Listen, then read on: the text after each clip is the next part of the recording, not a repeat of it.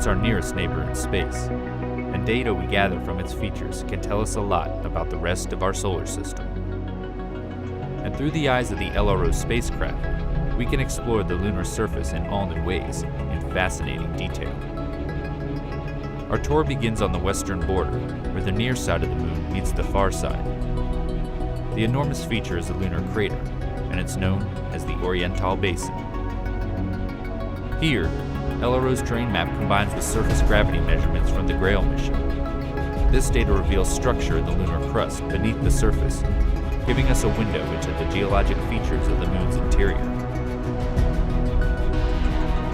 Our next location receives little direct sunlight and has some of the coldest recorded temperatures in the solar system, the South Pole. The highlighted spots signify potential water ice based on temperature readings from LRO's diviner instrument and reflectance from its laser altimeter Lola. Lola also allows us to peer into the darkness of Shackleton Crater by bringing us this digital elevation model. It's 21 kilometers wide, 4 kilometers deep, but it pales in comparison to the largest known impact crater in the Earth-Moon system, the South Pole Aitken Basin. Sitting on the far side, it's 2,500 kilometers across and 13 kilometers deep. We don't yet know exactly how old the basin is, but it was first seen in the 1960s by spacecraft flying around the far side. As much as we use LRO data to investigate areas we can't see from Earth, we also probe familiar territory on the lunar near side to bring back images with an all-new level of detail. This is Tycho Crater. It's around 100 million years old.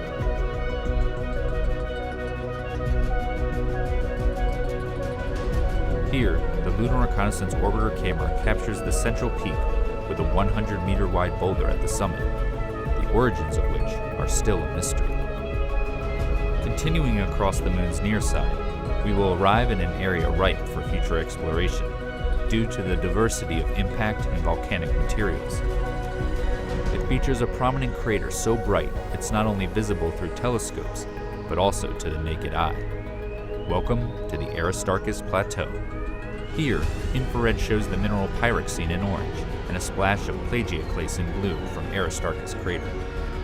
This region can tell us a lot about the rich volcanic history of the moon. As much as we study the moon looking for sites to visit, we also look back at places we've already been.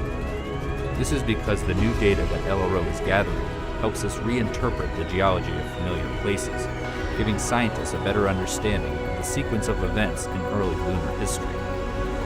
Here, we descend to the Apollo 17 landing site in the Taurus-Littrow Valley, which is deeper than the Grand Canyon. The path the astronauts took over the course of 3 days is shown.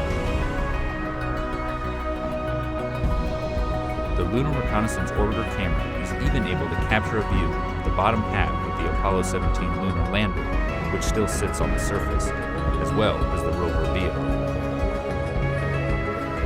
These images help preserve our accomplishment of human exploration on the moon's surface.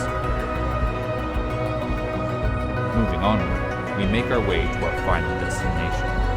This location contains regions that exist in permanent shadow, as well as ones that bask in nearly perpetual light. It's the North Pole. Detailed terrain measurements by Lola allow scientists to model sunlight and shadow at the poles over decades and centuries. Sunlit peaks and crater rims here may be ideal locations for generating solar power for future expeditions to the moon.